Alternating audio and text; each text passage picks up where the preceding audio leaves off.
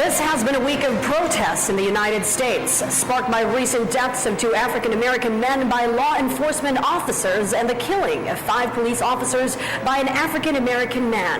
Demonstrations in major American cities reflect the citizens' outrage. But while some target racial discrimination, others demand police reform. And still others blame violence on lax gun laws and social inequalities. Here's Latika Hope with her report. In the past few days, Americans of every race have taken to the streets protesting racism. This protester in Chicago expressed what many African Americans feel.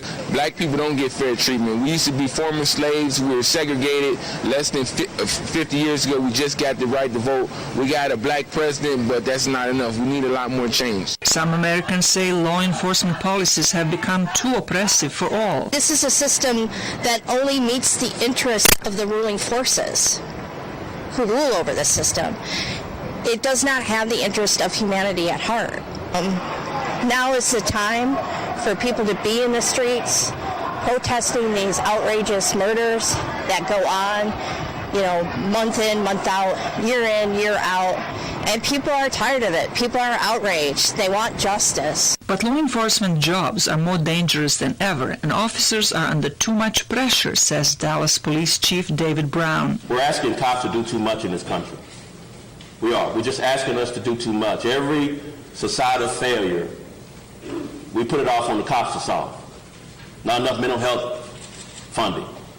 Let the cop handle it. Not enough drug addiction funding. Let's give it to the cops.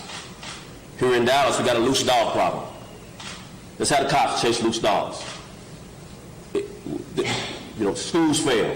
Give it to the cops. There also is rising frustration with the power of the gun industry to block any law that could curtail lucrative weapons sales. Gun lobbyists argue that armed civilians could help stop active shooters before the police arrive. They always say, we're there to stop the next mass shooting, but they hear the gunfire and run away, so, where's that reaction that they're supposed to have? Massive protests are a sign of widespread discontent, but also societal divisions in the country. If this country doesn't get united, we're going to fall apart.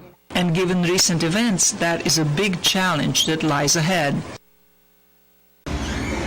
Ako po si Cathy San Gabriel. Subscribe na sa PTV YouTube channel. I-click lang po ang subscribe button.